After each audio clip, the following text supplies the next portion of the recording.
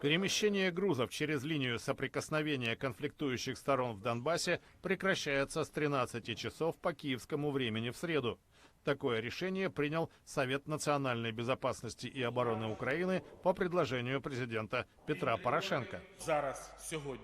Сегодня предлагаю Совету национальной безопасности и обороны Украины одобрить решение о временной полной приостановке транспортного, кстати, не только железнодорожного, сообщения с оккупированной территорией. Оно будет действовать до тех пор, пока оккупанты не вернут под юрисдикцию Украины украденные украинские производства. Ранее власти самопровозглашенных ДНР и ЛНР заявили о переходе в их подчинение предприятий, принадлежащих украинским владельцам.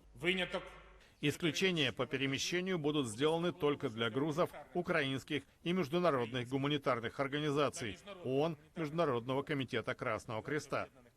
Порошенко осудил организаторов блокады в Донбассе, действия которых, по его оценке, подтолкнули власти ДНР и ЛНР к захвату украинских предприятий.